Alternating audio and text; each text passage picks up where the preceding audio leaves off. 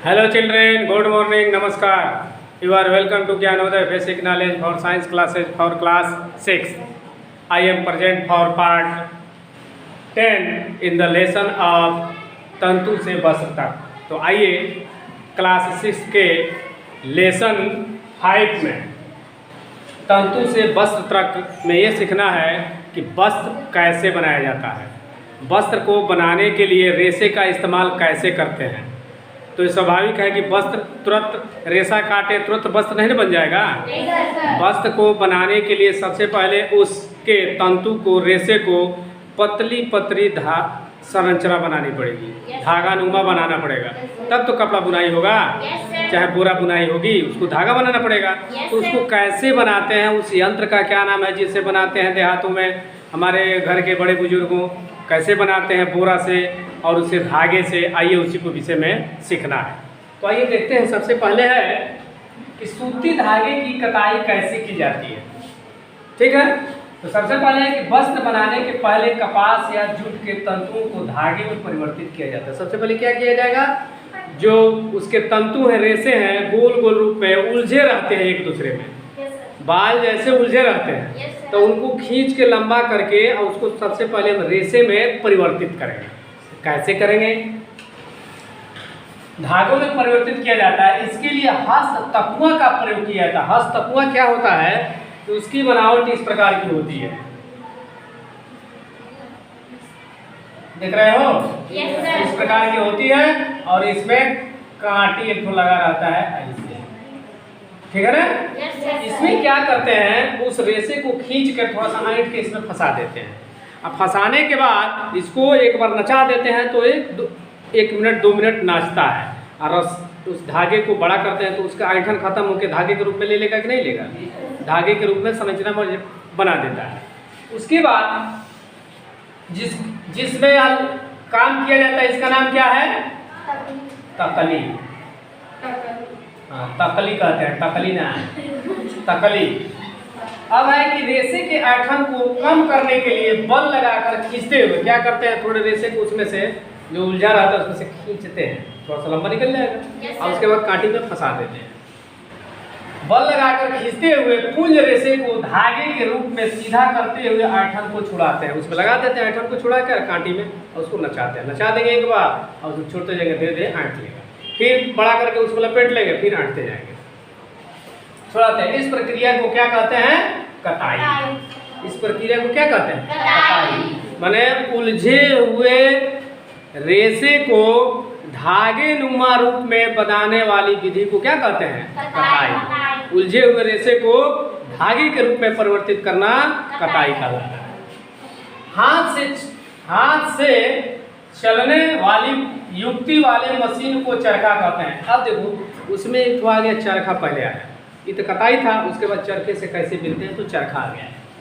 तो हाथ से चलने वाले युक्ति वाले मशीन को चरखा कहते हैं। कताई के बाद रेशे को रील पर लपेटा जाता है। कताई कर लेंगे रेशे को और उसके बाद एक लकड़ी होता है उसी में इसको लपेटते हैं, ऐसे ऐसे रील बन जाएगा। आ गया, रील पर लपेटा जाता है। इससे इसका उपयोग सादा या आकर्षक बनाने के लिए आवश्यकता अनुसार रंग का प्रयोग करते हैं। पहले जब इसको रेशे को बनाते हैं तो किस कलर का होता है, सादा, माने उजले कलर का। अब अलग अलग रूप में इसको अगर यूज करना है तो इसी को अलग अलग पेंट से, कोई लाल से रंग देगा, कोई हरा से रंग देगा, कोई पीला से रंग देगा, कोई काला से रंग देगा। जहाँ जितने रंग बिरंगी बनाना होगा उसको ऐसा रंग के इस्तेमाल करेंगे कि देखने में थोड़ा अच्छा लगे, तो उसमें रंग का प्रयोग करते हैं। समझ में आ गया। धागे को, उलझे हुए धागे को रेशे के रूप में बनाना क्या कहलाता है, कताई। और उस रेशे को रंग से रंग कर अपने आवश्यकता अनुसार उसका इस्तेमाल करते हैं आकर्षक बनाने के लिए, ठीक है। और चरखे में तब उसका हम प्रयोग करते हैं कपड़ा बुनने के लिए। पहले चरखा से कपड़ा बुना जाता था। अब देखो स्वतंत्रता आंदोलन के समय चरखा का प्रयोग किसकी प्रेरणा से हुई, किसने किया था, महात्मा गांधी ने।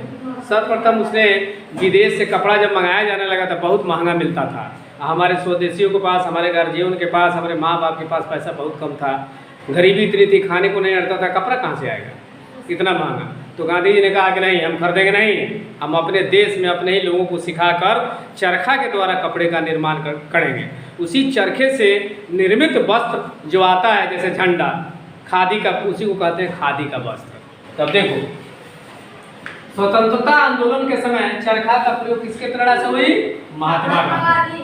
खादी का वस्त्र किसे कहते हैं? कहता है कि चरखे से बुने वस्त्रों को खादी कहते हैं, ठीक है ना।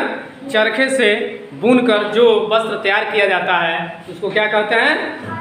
खादी, खादी का वस्त्र।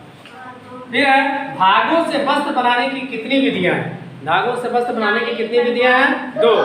पहला है बुनाई, उसके बाद है बढ़ाई। अब इसको आगे पढ़ाया जाएगा कि बुनाई किसको कहते हैं, बढ़ाई किसको कहते हैं। तो इस प्रकार आप उलझे धागों से बलपूर्वक खींचकर किसके द्वारा? तकली द्वारा धागे रूपी संरचना को सीधे करने की विधि को क्या कहते हैं? नहीं, हाँ, कताई कहते हैं। और उस रेशे से चरखा द्वारा जो वस्त्र बनता है उसको क्या कहते हैं? खादी। और कपड़ा बुनने के कितने तरीके हैं? 2, बुनाई और बधाई। स्वतंत्रता आंदोलन के समय किसने चरखे का प्रेरणा से किया था? महात्मा गांधी ने। तो इस प्रकार इन सारे प्रश्नों का जवाब बहुत ही इजी वे में आप समझ गए। अब आइए अब देखा जाए कि कितने लोग इसको पूछने पर बताते हैं, ठीक है। सबसे पहले बताएं, कताई किसको कहते हैं? कौन बताएगा? बोलो, कताई बोलो बोलो। मुझे रेशे को धागे के रूप में लेके आना कताई करना। हाँ, अपनी भाषा में बोलो, कोई जरूरी नहीं देखे के बोलेंगे। चलो, बहुत अच्छा है। अब बताओ, स्वतंत्रता के समय चरखा चलाने की प्रेरणा किसने दी थी? हाँ। धागे से वस्त्र बनाने की कितनी विधियां हैं? जिस यंत्र से, युक्ति से उलझे हुए धागों को रेशे के रूप में बदला जाता है उसको क्या कहते हैं? नहीं, तकली।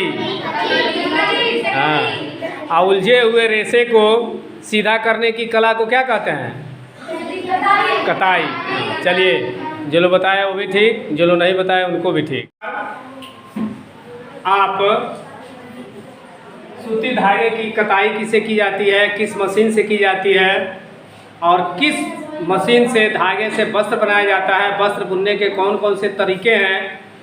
स्वतंत्रता आंदोलन के समय चरखा से सूत द्वारा वस्त्र का निर्माण करने की प्रेरणा किसने दी थी, इसके विषय में आपने जाना और वस्त्र निर्माण की विधियों को जाना।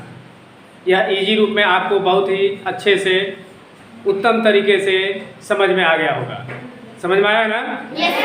तो आइए, यदि ये समझ में आता है, अच्छा लगता है, तो इस ज्ञान की और आगे बढ़ाने के लिए मेरे चैनल, आपके चैनल, यूट्यूब चैनल को सब्सक्राइब करेंगे, वीडियो को लाइक करेंगे और अपने मोबाइल से दूसरे पर शेयर करेंगे, ताकि और लोग भी इसी तरह इस वीडियो का, इस धागे से वस्त्र बनाने की कला का ज्ञान प्राप्त कर सकेंगे। अब मैं मिलता हूँ नेक्स्ट वीडियो में, तब तक के लिए thank you for watching video. Tata, okay, नमस्कार।